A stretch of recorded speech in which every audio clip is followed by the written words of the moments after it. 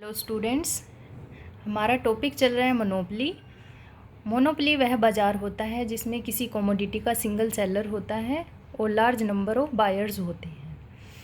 वस्तु की कीमत का निर्धारण मोनोपली फर्म स्वयं करती है और इस बाज़ार में प्राइस डिस्क्रिमिनेशन पाया जाता है। तो हम इसके इक्विलिब्रियम की कंडीशंस कर रहे हैं। फर्म के शॉर्ट रन इक्विलिब्रियम को हम एक्सप्लेन कर रहे हैं। इसमें हमने सुपर नॉर्मल प्रॉफिट और नॉर्मल प्रॉफिट की कंसेप्ट कंप्लीट कर ली है। आज हम इसकी मिनिमम लॉस की कंडीशन को एक्सप्लेन करेंगे। अगर हम लॉन्ग रन की बात करते हैं फर्म के इक्विलिब्रियम की, तो फर्म को लॉन्ग रन में सुपर नॉर्मल प्रॉफिट मिलते हैं। हालांकि परफेक्ट कंपटीशन और मोनोपोलिस्टिक कंपटीशन में फर्म को सिर्फ नॉर्मल प्रॉफिट प्राप्त होते हैं। मोनोपली ही एक ऐसा बाज़ार है जिसमें लॉन्ग रन में फर्म को सुपर नॉर्मल प्रॉफिट प्राप्त होते हैं। तो इसके मिनिमम लॉस की कंडीशन को एक डायग्राम से हम एक्सप्लेन करेंगे। सबसे पहले हम देख लेते हैं कि मिनिमम लॉस फर्म को कब मिलते हैं। मिनिमम लॉस फर्म को तब मिलेंगे जब फर्म की एवरेज रेवेन्यू कम रह जाती है उसकी एवरेज कॉस्ट से। तो इसको एक डायग्राम से एक्सप्लेन करेंगे। डायग्राम बना लेते हैं। डायग्राम बनाने के लिए हमने एक्सिस ड्रॉ कर लिए हैं। एक्स एक्सिस पर हमने लिया है आउटपुट, वाई एक्सिस पर लिया है रेवेन्यू, कॉस्ट एंड प्राइस।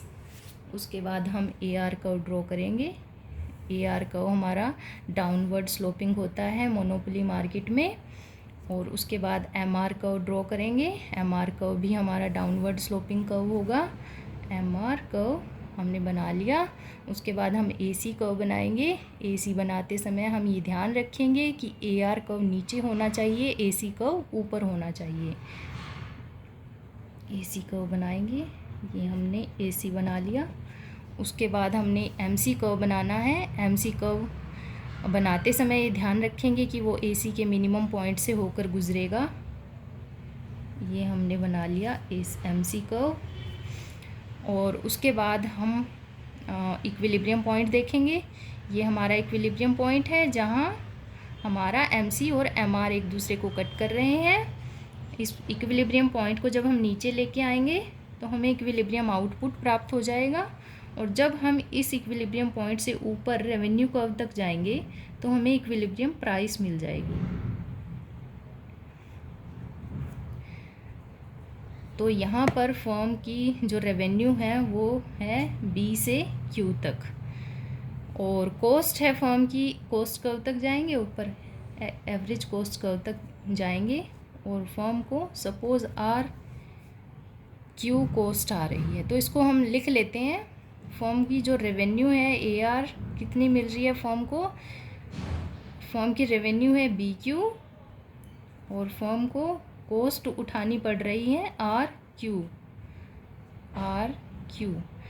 तो अब हम देख रहे हैं कि फर्म की कॉस्ट ज़्यादा है, यानी R Q is greater than है बी क्यू, यानी कॉस्ट ज़्यादा है, रेवेन्यू कम है। इट मीन्स फर्म को क्या हो रहा है, लॉस हो रहा है। Therefore firm is getting minimum loss. और लॉस कितना है, पर यूनिट लॉस की अगर हम बात करें तो फर्म को ये पर यूनिट लॉस बी से आर तक मिल रहा है। पर यूनिट लॉस फर्म को कितना हो रहा है,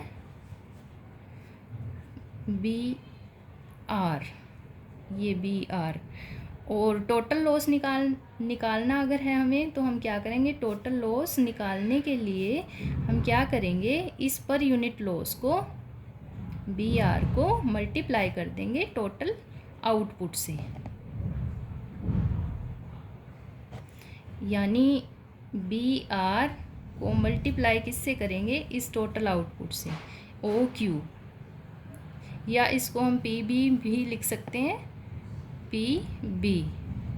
तो हमारे जो टोटल लॉस है ये वाला एरिया आ जाएगा B R into P B. तो एरिया ये सारा हमारा, ये शेडिड एरिया सारा हमारे मिनिमम लॉस होंगे। टोटल लॉस हो जाएंगे एरिया पी P1 और B। तो ये हमारे सारे लॉस कहलाएंगे। तो इस डायग्राम की आपने अच्छे से प्रैक्टिस करनी है, और कोई डाउट हो तो मैसेज करके मेरे से पूछ लेना है। Thank you so much.